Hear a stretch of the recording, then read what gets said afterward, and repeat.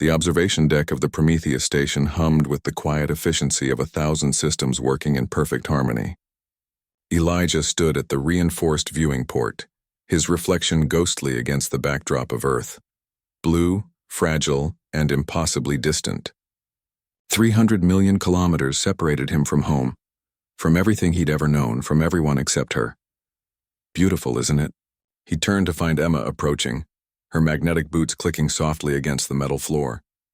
Even in the standard-issue gray jumpsuit of the Interstellar Colonization Initiative, she moved with an elegance that defied the artificial gravity. Her dark hair was pulled back in the practical style all long-term station residents adopted, but a few rebellious strands floated free in the low-grav environment. Every time I look at it, Elijah admitted, gesturing toward Earth. Hard to believe we're about to leave it behind forever. Emma came to stand beside him, so close he could hear her breathing through the recycled air. They'd been assigned to the Exodus 7 together, part of humanity's desperate gambit to reach Kepler 442b, a world that promised survival when Earth could no longer sustain the weight of 12 billion souls. 15 years in cryosleep, Emma said softly. We'll wake up in a completely different solar system. Different sun, different sky, different everything. Not everything, Elijah replied, meeting her eyes. The crew roster stays the same. We'll all be there together. Something flickered across her face, an emotion he couldn't quite parse. In the 6 months they'd trained together on Prometheus Station, preparing for the longest journey humanity had ever attempted, Elijah had learned to read Emma's expressions like a xenobiologist reads alien DNA. But this look was new, vulnerable in a way that made his pulse quicken. The station's intercom crackled to life. Final boarding call for Exodus 7 personnel. Departure in T-4 hours. All colonists report to cryo-prep stations. 4 hours. 4 hours before they climbed into the crystalline pods that would suspend them between life and death, hurtling through the void at speeds that bent physics to its breaking point. 4 hours before they left behind everything humanity had built over millennia, gambling it all on the promise of a new world. Elijah, Emma said, her voice barely above a whisper. Before I leave, I want to ask you something. His heart froze with excitement. The sensation was physical, visceral, as if his cardiac muscle had momentarily suspended its rhythm. In that crystallized moment, possibilities exploded through his mind like stars being born in nebular clouds.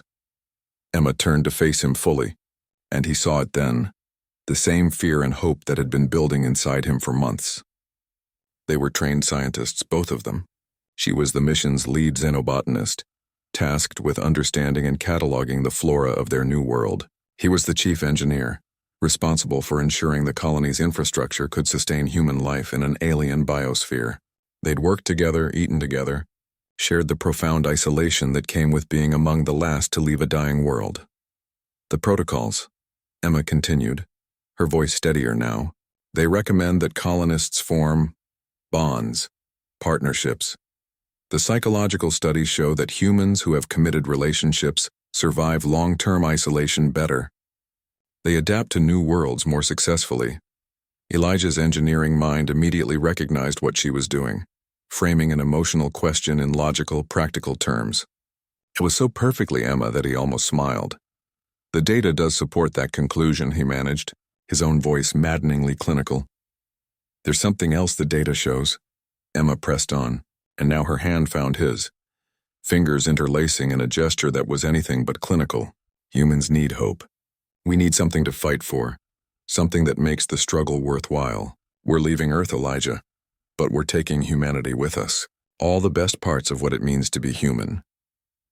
Through the viewport, Earth continued its slow rotation, oblivious to the drama playing out on this tiny metal island in space. How many others, Elijah wondered, were having this exact conversation across the various Exodus ships preparing for departure? How many humans faced with the ultimate unknown were choosing connection over isolation? What are you asking me, Emma? She smiled then, brilliant and brave. I'm asking if you'll be my partner, not just for the journey, but for whatever comes after. When we wake up on Kepler 442b, when we step onto soil that no human has ever touched, when we build our new world from nothing, I want to do it with you. I'm asking if you'll share that future with me. The words hung between them like a gravitational field, bending everything toward this single point of decision. Elijah thought about the 15 years they'd spend in stasis, their pods side by side in the cryobay. He thought about waking up in orbit around an alien world, seeing continents and oceans that had never known human names. He thought about the colony they'd build, the challenges they'd face, the impossible beauty of beginning again, but mostly, he thought about Emma, her fierce intelligence, her quiet strength, the way she'd looked at Martian soil samples like they were precious gems, her determination to find life in the most unlikely places. Yes, he said, and the word felt like gravity itself, pulling him toward his destiny. Yes, I'll be your partner, for the journey and whatever comes after. Emma's expression transformed, joy breaking across her face like sunrise on a new world. She pulled him close, and they kissed there in the observation deck, with Earth watching its children say goodbye. Around them, the station continued its preparations. Systems checked and double-checked. Colonists embraced their final memories of home. Ships charged their fusion drives, ready to push humanity toward the stars. But in that moment, Elijah understood the real reason humanity would survive, not because of their technology or their science, not because of fusion drives or cryopods or terraforming equipment. Humanity would endure because of this, because even facing the ultimate unknown, they chose connection. They chose hope. They chose each other. Before we go into cryo, Emma whispered against his shoulder, I want to remember this exact feeling.